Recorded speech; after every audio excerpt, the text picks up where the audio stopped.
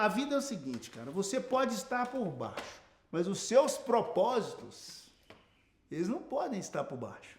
Os seus propósitos têm que sempre estar em alta, e as suas metas e os seus objetivos também.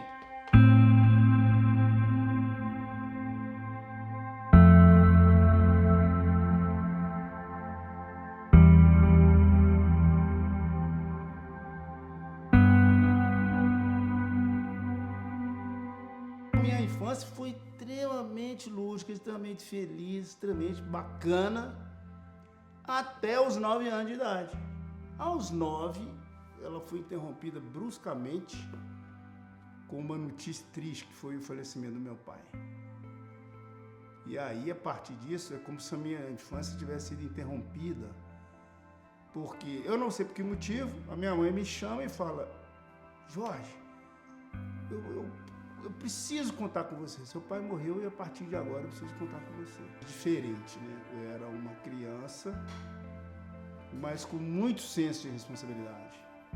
Até que aos 10 anos de idade eu resolvi que eu tinha que ganhar algum dinheiro. E aí eu tive uma sacada interessante. Eu falei assim, pô, e se eu começar a levar a marmita para as operárias da fábrica?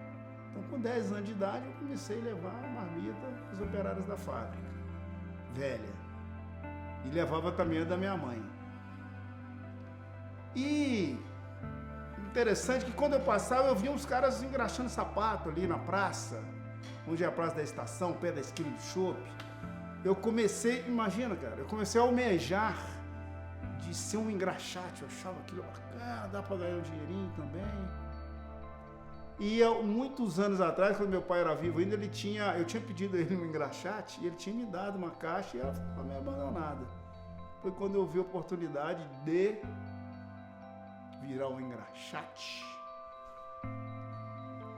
Aí eu falei assim, pô, tem um ponto aqui que ninguém vai, que era em frente ao cinema. Aí tinha uma fonte, tinha um cinema ali, Cine Teatro Pax, e eu botei minha caixinha ali.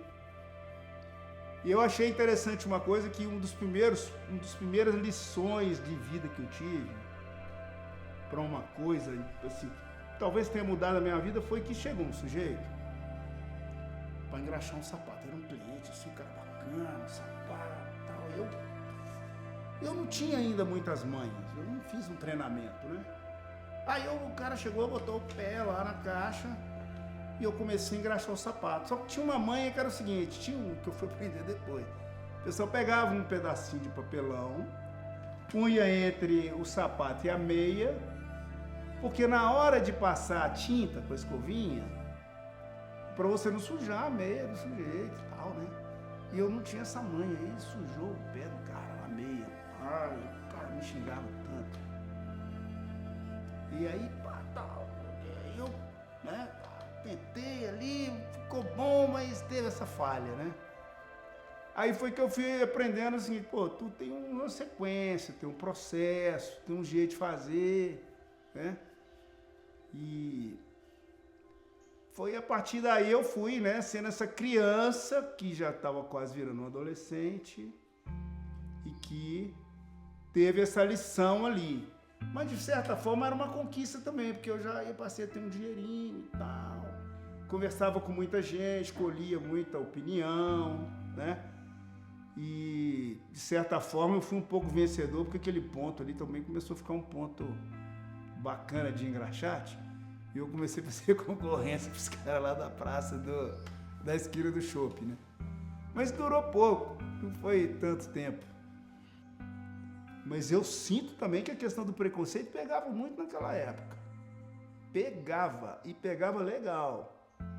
O beliscão que a gente tomava era mais forte, as reguadas eram mais fortes, a vara de marmelo que vinha suviando, que deixava vergões nas pernas, também comia solto. Então a vida também não era fácil, não, né? Mas tem um ponto interessante da minha infância também, o outro ponto foi quando eu descobri que eu era negro. Porque até um certo momento eu não me via como um branco ou negro, eu me via como um ser humano. Até que, né, essas coisas a gente descobre na infância, né?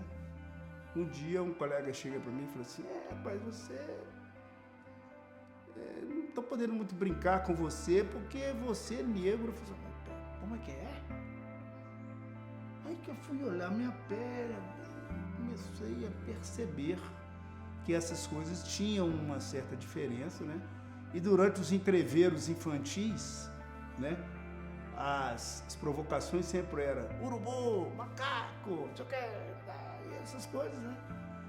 Agora, uma coisa muito interessante é que eu nunca tive... Eu era xingado dessas coisas, mas essas coisas nunca me afetaram, assim, para me diminuir ou qualquer coisa, né? Eu, assim, e quando eu tinha aqui, eu falei assim, eu vou chamar esse cara de quê? Né? Para pegar uma contrapartida similar, né? Aí eu falei, macarrão da Santa Casa.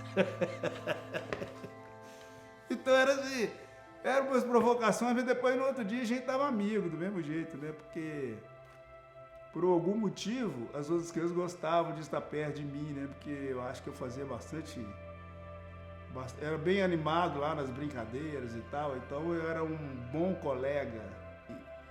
As lições que a minha mãe deixou foram incríveis, assim. Ela, desde a minha infância, ela foi moldando a gente assim com muita conversa.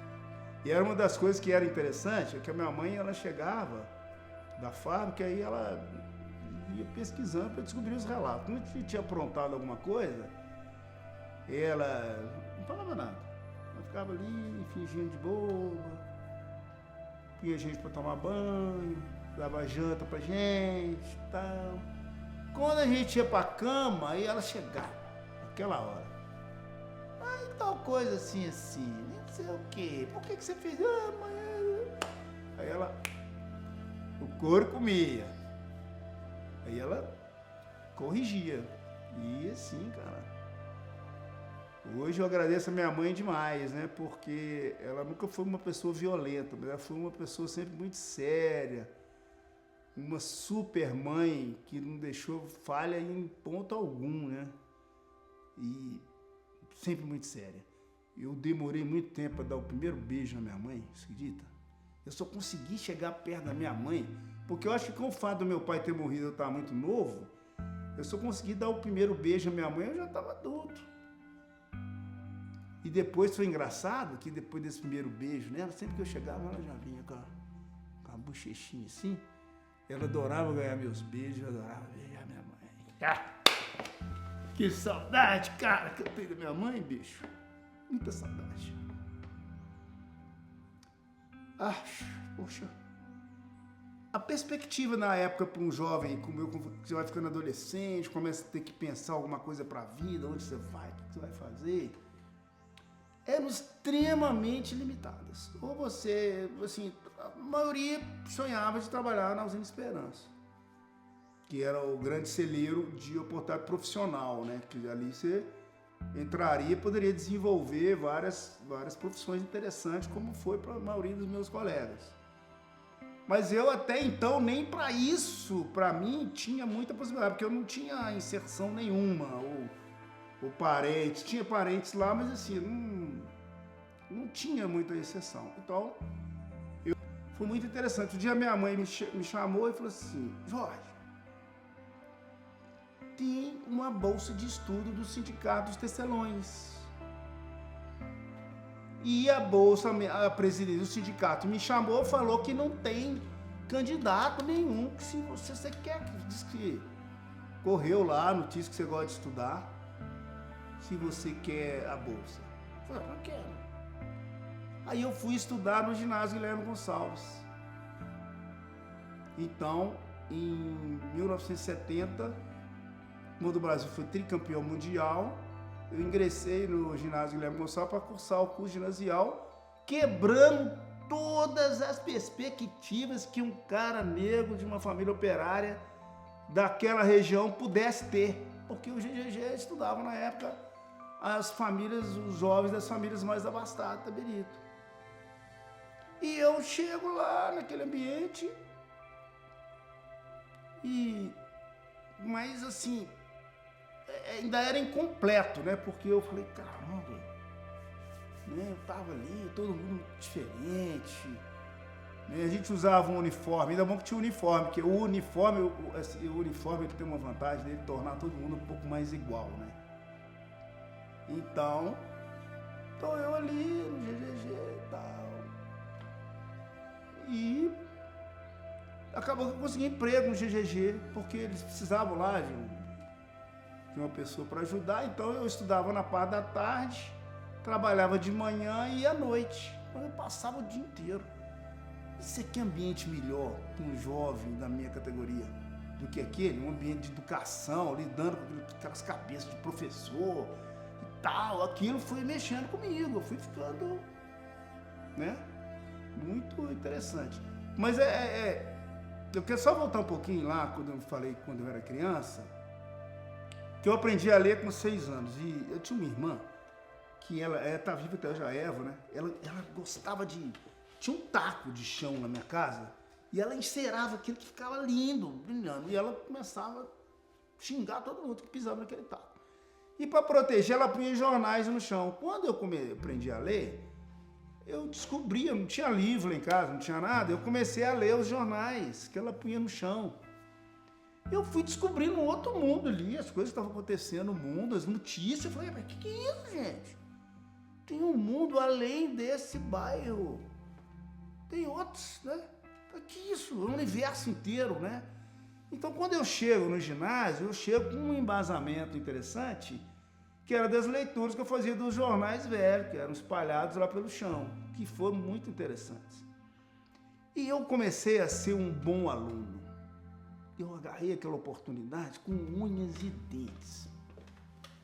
Só que tinha um detalhe, eu não conseguia comprar aqueles livros didáticos que eram os que a escola preconizava que tinha que ter. E para sorte minha, um dia lá na casa, que eu devo muito para esse pessoal, lá da Maria do Carmo Narras, do Ismael Narras, né, que o pessoal fala Narras, né, que eu fui descobrir depois que era Narras, né, que era Aí eu ia lá para ajudar a capinar quintal, para lavar carro e tal. Aí eu descobri uma biblioteca que eles tinham lá, rapaz, um porão, que eu ia trabalhar lá, mas assim, do jeito que o pessoal fica doido com o celular hoje, eu ficava com aqueles livros, cara, eu ficava louco com aqueles livros. E eu fui achando uns livros interessantes, que eram os livros didáticos, que tinha o conteúdo que tinha lá na escola. Então, isso foi de uma grandeza para o meu desenvolvimento, porque eu estudava num livro que tinha um conteúdo parecido, mas que era diferente do que os caras estavam usando. E acabou que isso trouxe uma perspectiva nova para mim, assim, de sair da garra daquele processo que era comum para todo mundo, e eu tava ali. Aí descobri um livro de matemática de Oswaldo Sanjorge, que era assim, cara, um camarada. Eu acho que eu tenho que levantar uma estátua para ele, porque foi aquela didática de matemática daquele cara, caiu para mim com uma luva. Eu adorava aquilo, então eu começava a arrebentar nota boa nas provas. Mas a coisa mais bacana disso, que eu acho que até que a sociedade tem que pensar sobre isso, porque esses guetos de... acaba que fica sendo gueto, porque ali só estuda classe A, classe B, classe C. Essa mistura é fundamental, não só para o rico aprender um pouco da dificuldade do pobre, baixar a bola um pouco, como do cara mais pobre, mais humilde, ele ter uma nova perspectiva, que eu tive. Porque eu comecei a sonhar, como os caras, assim, olha, os caras falavam, eu vou ser médico, vou ser engenheiro, pode. Nesse intervalo, eu conheço a dona Mariângela Gomes Batista, e, cara, vamos juntar as nossas vidas. E casei. Eu casei, cara. Rapaz, ficamos 2 numa dificuldade lenhada, porque o salário era pouco, a faculdade era particular. Eu falei, meu Deus do céu, será que eu vou começar naquela dificuldade toda de novo? Não é possível, cara. Mas agora eu tenho uma companheira, né? Aí eu tenho uma companheira, e não é qualquer companheira, né? É uma mulher de fibra, é uma mulher bacana, inteligente, também estava fazendo faculdade, né? Eu lembro que um dia, quando eu estava muito desesperado, que a gente abriu a geladeira assim, só tinha uma garrafa de água e um abacate. Falei, nossa, cara. Comecei a ficar até meio deprimido. Falei, porra, trabalho pra caramba, estudo e tal, lá uma geladeira, tem um abacate, uma garrafa de água, cara. Aí eu fui já chorar as mágoas com a Mariângela. Não, Mariângela, porra, você tá nessa situação? Ô, Breno, vamos agradecer a Deus, cara. Nós temos um abacate pra comer, cara. Eu falei, pô, bicho. Isso fez uma diferença muito grande, porque você entra na mesma vibe que eu tava, né? Ia ficar dois lá, dá não, cara. Vamos, gente. Eu chego em casa, a Mariângela fala comigo, ó, tem um telegrama aí pra você. Telegrama? Não, não abri não, olha aí. Aí eu pego o telegrama e tá assim, Petrobras. Petrobras? Ah, eu fiz um concurso da Petrobras, cara. Aí eu abro o papel, com parecer para admissão. Tá urgente, eu, caraca, velho. O cara, assina onde esse papel? Assinei e fui embora, Petrobras. Então eu lá, Petrobras, cara, essa uma empresa que era do meu sonho, velho. Eu queria ser daquela empresa. Eu falei, agora eu sou engenheiro da Petrobras, velho. A maior empresa da América Latina, uma das maiores do mundo. Vou lá, e outra coisa. Fui trabalhar na sede da companhia. Fui lá na sede, os caras. Todo mundo chique, né? Todo mundo trabalha bem vestido, meu crachazinho. Aí vou lá na refinaria aqui pra visitar meus colegas. Entro lá, todo mundo. O quê? Você voltou pra Petrobras? Voltei. Engenheiro! Um cara chegou perto de mim e falou assim, pô, cara, você deu golpe de mestre. Eu falei, golpe de mestre, cara? Pô, meu amigo, você tá de sacanagem comigo, né? Eu estudei que nem um louco, cara. E passei num concurso entre 1.600 candidatos do Brasil inteiro. Lá tinha nego da UFRJ, da UFMG, da UFOP, da USP, do ITA, dos caramba 4. Eu passei. E aqui estou eu. Então, em 92, eu estava trabalhando aqui em Belo Horizonte, né, na Petrobras, por aqui. Vivi até um momento profissional bom, mas deu esse site. Eu falei, pô, cara, eu decidi ser candidato. E, mais uma vez, rompia com as tradições, assim, de certa forma. Eu tinha consciência que a minha oportunidade ali, uma vitória, seria uma coisa extraordinária, né? Mas eu falei assim, pô, pelo menos eu vou contribuir com o debate, eu vou contribuir com uma candidatura diferente, eu vou, né, dar uma mexida nesse negócio. E foi interessante que tinha os candidatos muito tradicionais, né, na época, tinha o Gastão, tinha o Geraldo Magno, tinha o Luiz Procópio e tinha eu. E a nossa candidatura não tinha absolutamente dinheiro nenhum. Nenhum. 13 candidatos a vereador, eu candidato. E a gente montou um comitêzinho que a gente vendia feijoada. Mas teve até um fato interessante, que na época o pessoal da Associação Comercial fazia um debate com os candidatos lá na sede da Associação Comercial. E eu fui. E foi interessante, que eu achei que não ia ninguém. Mas a sede lotou. Não cabia de gente, porque o pessoal tava curioso. Quem é esse cara, né? O cara do PT. O PT na época era um partido jovem, que estava começando, e que trazia uma proposta diferente e tal, e que quebrava um monte de coisa. E olha, eu preparei uma apresentação muito bacana, cara, muito didática, com slide, com tal, e eu fui bem afiado. Eu sei que no final eu fui aplaudidíssimo lá.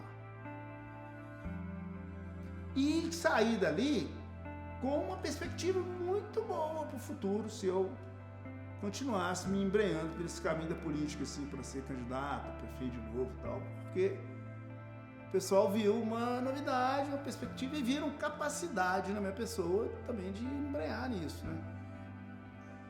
Na época das vacas magras, eu vinha muito pro sítio do meu cunhado, Toninho Bolão, que era aqui no Corumbação, e a gente ficava na beira do riozinho ali, com meus filhos nadando, a gente passava ali no sítio, era uma delícia. Eu olhava para dentro do terreno, via aquele lugar bonito, que eu achava bonito, né? Falei, de quem que é isso aí? Aí descobri quem era o proprietário, que era o Dr. Voltani. Um dia cheguei perto dele e falei, Dr. Voltani, o senhor quer vender o terreno? Aí ele olhou para mim assim, não, o terreno não está à venda, eu assim muito sério, né? O terreno está à venda, mas está registrado aqui. Eu falei, porra, quem sabe, né? Não tinha nem um centavo no bolso. Passaram-se os anos, um belo dia, recebo um recado do Dr. Voltani que o terreno estava à venda, como eu tinha manifestado interesse, que ele era para a gente conversar. Eu fui lá falar com ele. Aí começou a me interrogar. Você pode ganhar muito dinheiro vendendo grama. Eu falei, você tá doido, rapaz? Essa grama aí que é bonita aqui, ué. Você pode fazer isso, pode fazer aquilo. Ele era muito ambientalista e ele fez alguns verdes assim para ver se, né, se eu tinha um perfil do cara que ele achava que ia cuidar bem disso aqui. Aí eu acho que eu fui aprovado na entrevista dele, fizemos o negócio e eu comprei a propriedade. Quando eu estava lendo os documentos, aqui chamava Correia ou Casa de Pedra. Esse lugar foi um lugar de extração de ouro, cara, na época aurífera, né? Tem até a ruína aí que foi dessa época. E eu falei, gente, olha só, eu estou no lugar onde os meus antepassados podem ter estado como escravos. E hoje eu estou tendo a possibilidade de ser o tomador de conta, né? Que eu falo assim, Deus é dono de tudo, a gente só toma conta. Eu de ser o tomador de conta privilegiado, obrigado meu Deus, nesse espaço. E eu vim até que eu me aposento em 2012 e fiquei alguns anos na cidade e falei, agora vamos mudar para lá, que lá, pô, lá é o lugar que eu vi lá naquele dia, que eu vi lá que eu tava viajando para Uberlândia, aquele sítiozinho que é o projeto que eu fiz, não foi? Fui. E eu tinha posto nas minhas agendas, tinha uma foto de um sítio bonitinho, que todo ano eu colava aquilo ali, quando eu começava o ano, eu abria a agenda, eu via aquela foto para eu não esquecer do meu compromisso comigo mesmo. E aquela foto me acompanhou durante muitos anos. E isso se concretizou. Se eu tiver que dar um depoimento aqui para as pessoas que estão me ouvindo, para a posteridade, é o seguinte: acredite no seu sonho. Batalhe pelo seu sonho. Acredite em você, mesmo que as pessoas muitas vezes não duvidem de você. Porque assim, não tem quem possa fazer mais por você do que você mesmo. Não tem ninguém que possa fazer mais pela sua cidade do que você, que é o cidadão da cidade. Não tem ninguém mais que possa fazer pela sua família do que você, que é da família. E não tem ninguém que possa fazer mais pelo seu amor do que você próprio, pelas pessoas que você ama, pelas coisas que você acredita, pelas coisas que você acha que vale a pena. Assim você faz uma trajetória vencedora. Eu, do alto aqui dos meus 66 anos, eu considero que eu tenho uma trajetória vencedora. Porque não pensa que a vida é fácil. A vida não é fácil para ninguém. A vida não é fácil para ninguém. Mas também não é tão intransponível e tão difícil. E um segredo que eu vou contar, que não é segredo nenhum, que todo mundo sabe disso que eu falo para todo mundo, e que muita gente já sabe, é que o universo conspira sempre a favor para quem deseja com o coração e com a verdade.